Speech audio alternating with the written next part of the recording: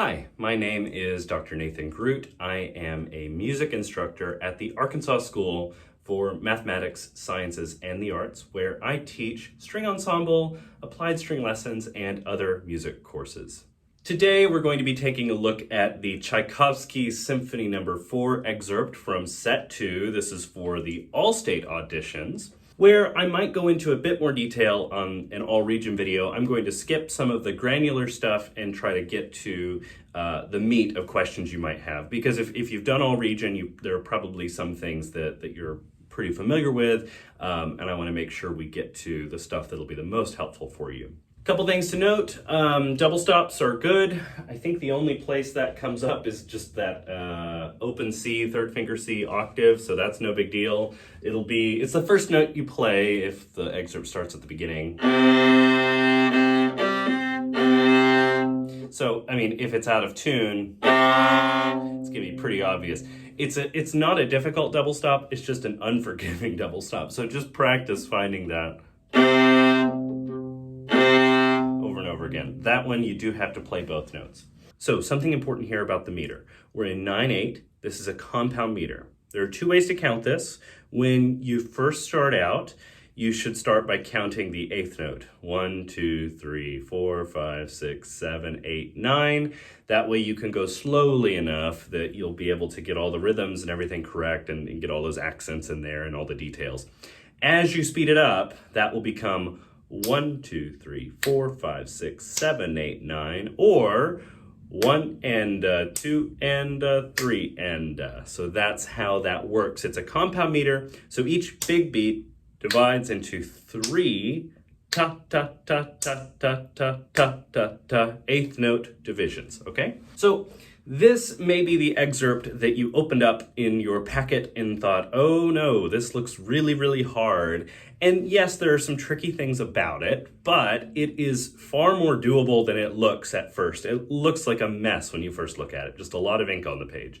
But I promise we'll get through it and it'll start to make a bit more sense as we do. All right, so luckily the first two notes are really easy. We have just that octave C, play both notes.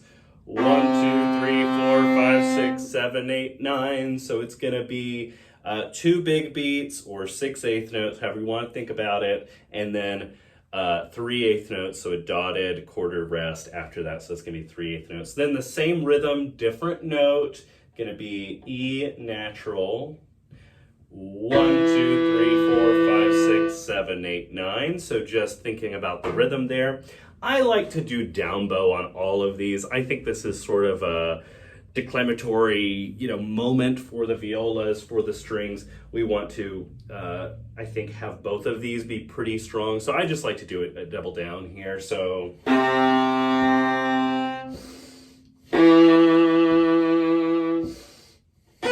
And then down there as well on the third measure of C that we play. Now, let's talk fingerings for a moment. We have these eighth notes that are, because we're in a compound meter, we're sort of, everything feels like a triplet, ta ta ta ta ta ta ta ta ta. But these are grouped in groups of 2 based on where the accent falls, sort of a hemiola going on here. In terms of fingerings, I like to go straight up to third position for that B to A natural. And then after I play the A natural, I bring the 2, second finger, back a half step, which looks like this. I play B, A, G sharp, G.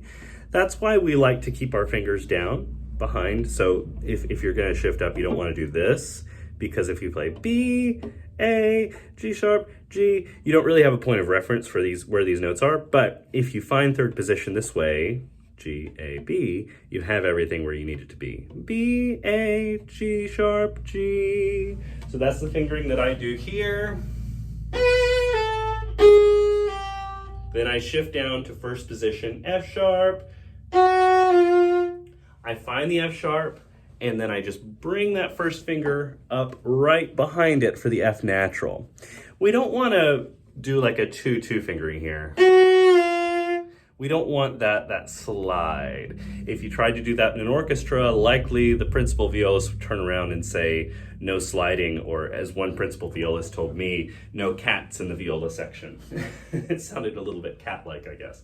So 3, 2, 2, 1, 2, 1. Now half position, 2, 1. This figure here is going to be 16th notes twice as fast as the 8th notes. 2, 1, open, 3, 2, 1. So we go from half position, da-da, open. On the open string, we bring our hand up from half position to first position. 3, 2, 1. So we can find that C natural. Now, bringing your hand up to first position is kind of important here,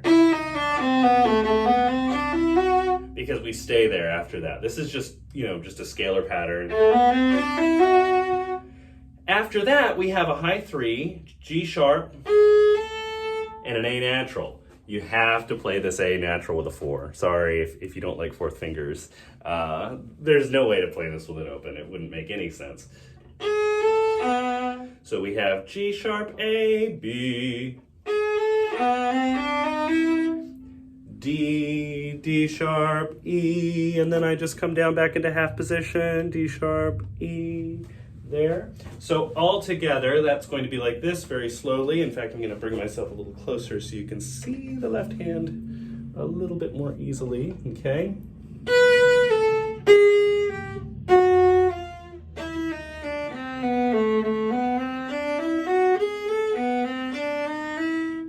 So that's what that looks like, okay? Now, moving on. Hey, look, it's more material that we already know. C, and then E natural. Guess what? Material repeats. For the most part, same fingerings here.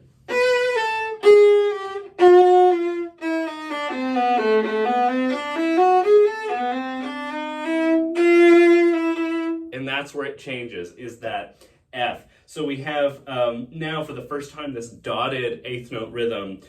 Ta, ta, ta, ta. So if you were clapping along 8th notes, I'm going to take the 7th measure that we play, and I'm going to sort of sing along. Please forgive my singing. I'm definitely a violist and not a vocalist. But I'm going to try to sing along and clap along. This is something that's really important for us as instrumentalists to do. I had a teacher once say, if you can't sing it, you can't play it. And I repeat that to my students, much to their chagrin. So I'll clap along and sing along. I invite you to do the same in the privacy of your own home.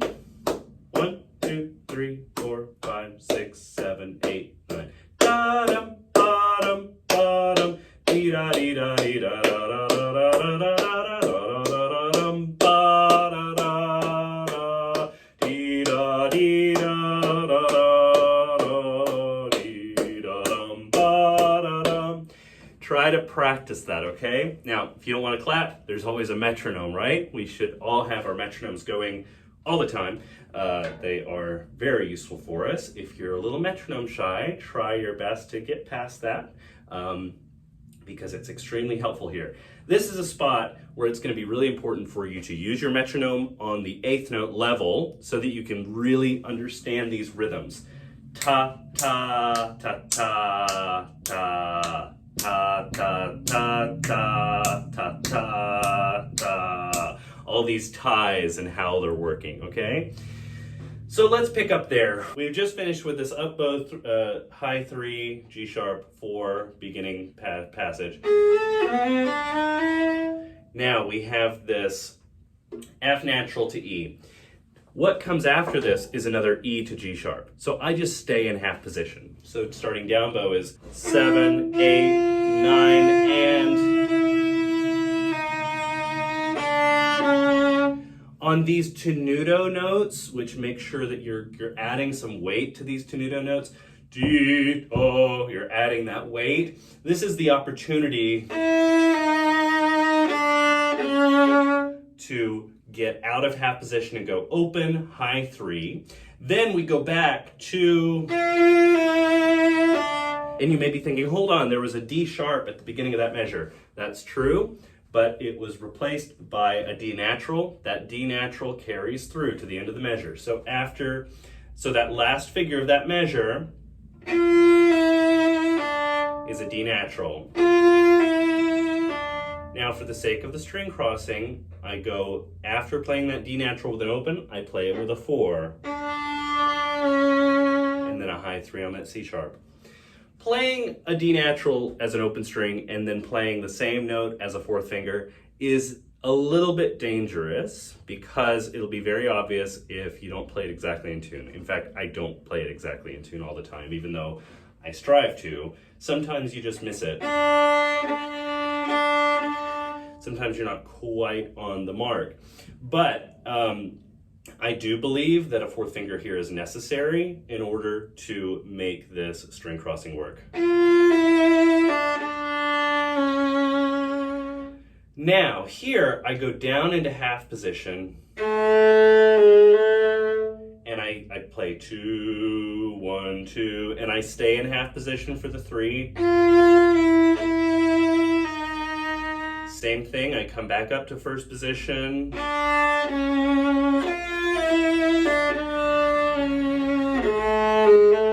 The material just repeats. Same thing as before, same fingerings, I believe. Now, here we have our first dynamic change. We've been forte this whole time. Now we're getting to a higher level, the next level up, fortissimo. So I would encourage you to move your bow contact point just a little closer to the bridge at this point. Use a bit more weight and possibly a bit more speed here. And then we have an up bow accent. This is kind of hard to do. You're going to want to really grab the string with that bow, okay?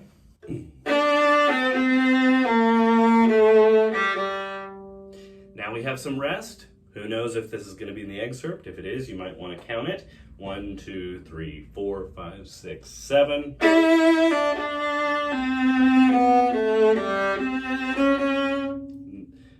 And that D flat is marked at the end of that second to last measure. It remains D flat because of our key signature. We haven't talked very much about our key signature because almost every note has an accidental next to it. But this is a place where you're really going to want to notice that. Now, in this last figure, I do start at up bow, but I had to really think about that a little bit because my impulse was to say, okay, we're in fortissimo, it's accented, but if you look at what came before, that figure when it first appears does start on an up bow. And then if you also think about the hierarchy of beats, 3, 1, even though this is accented and we want to make sure that that accent comes through, I think that it does make sense to treat it as a pickup essentially and to use an up bow in this moment. All right, so we've walked through this material. Now, as you work through it, make sure that you're getting all of these notes really, really in tune, really clear. That's what people are really going to be listening for when you play this in your audition.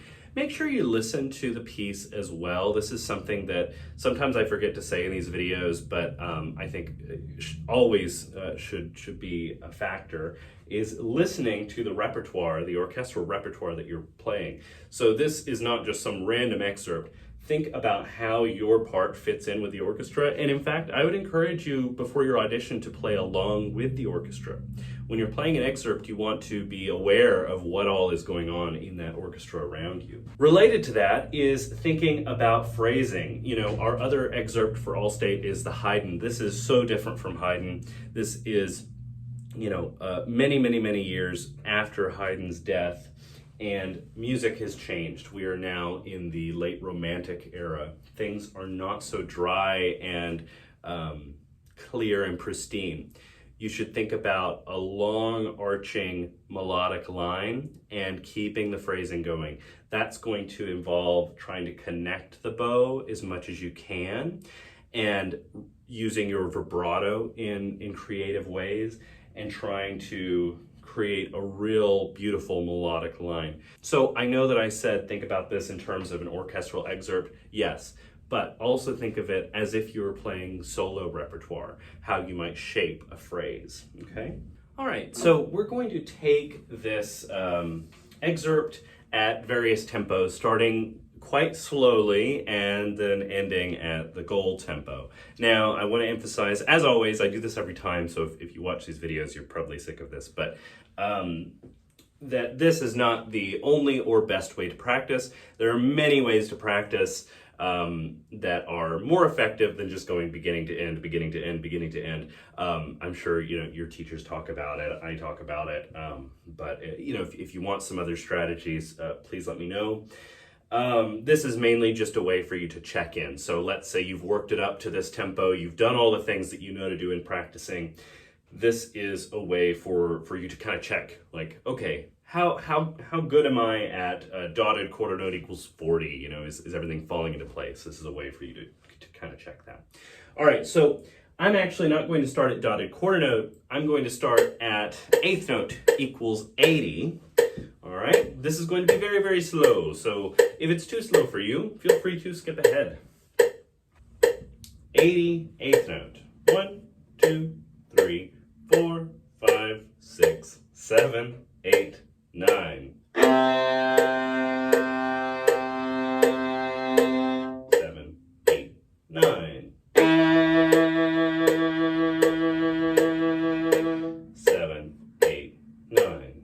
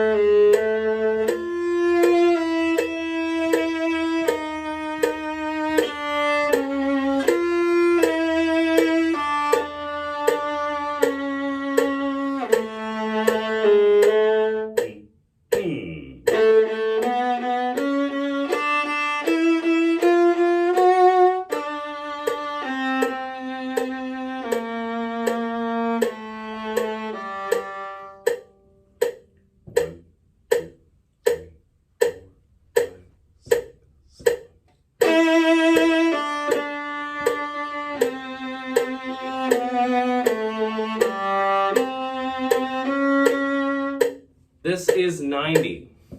1, 2, 3, 4, 5, 6, 7, 8, 9.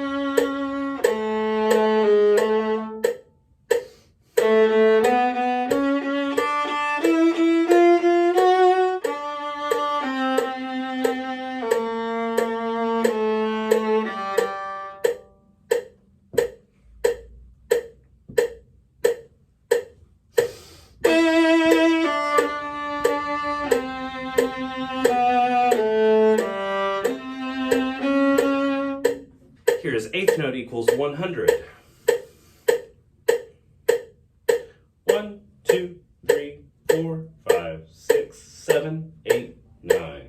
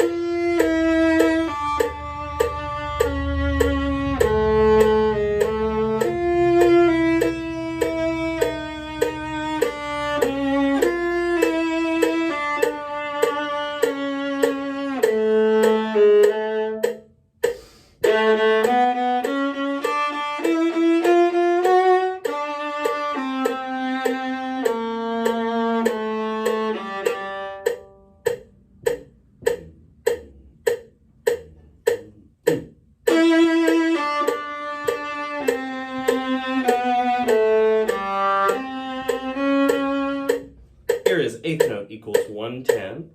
1, 2, 3, 4, 5, 6, 7, 8, 9.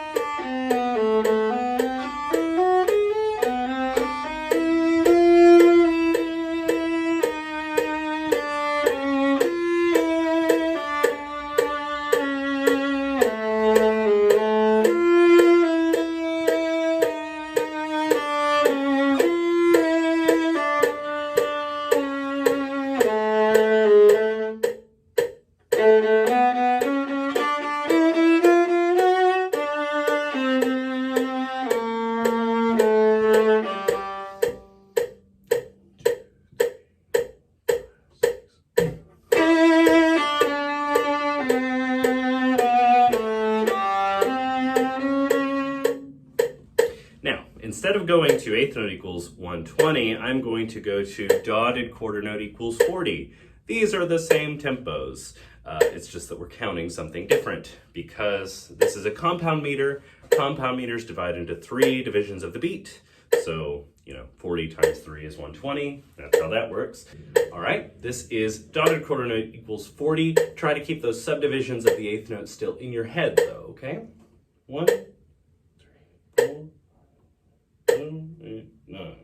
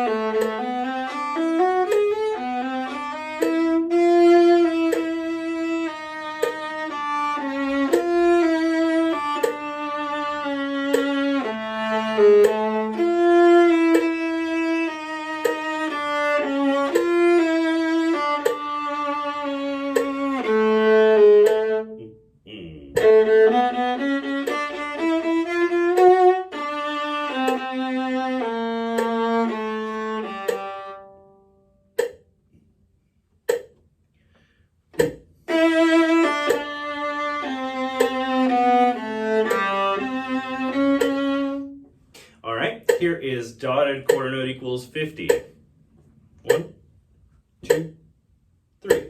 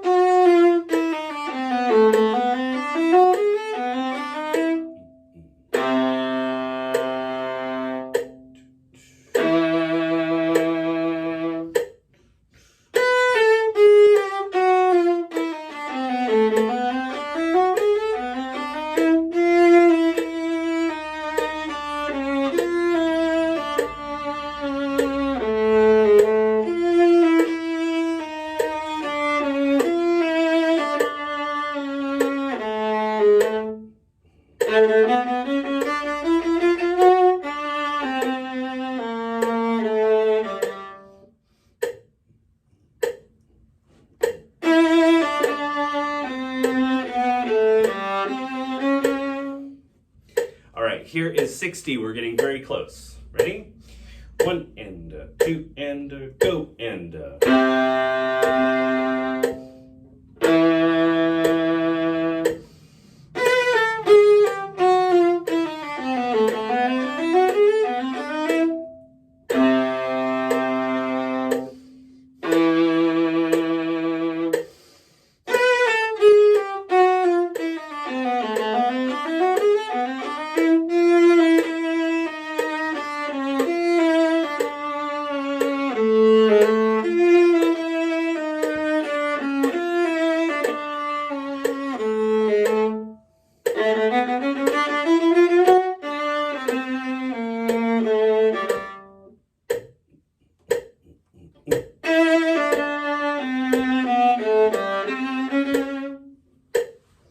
All right, I'm gonna say this is probably our goal tempo. You can go a little slower at 66 or a little faster at 72, but to keep it simple, since I've been going up by tens, let's just do 70, okay?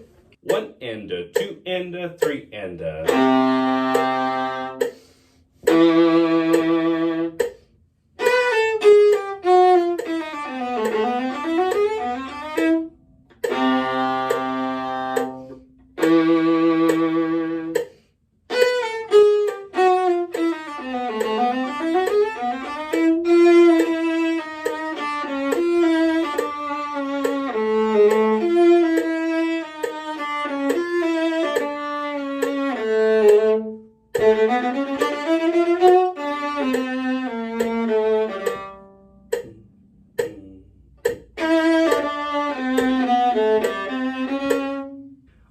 So I know this was maybe a little more brief than I often am in these videos, but I do hope that I've at least helped in some way. If there's something I've left out, which I'm sure there is, please let me know, and I'd be happy to answer any questions or lingering questions or thoughts you might have.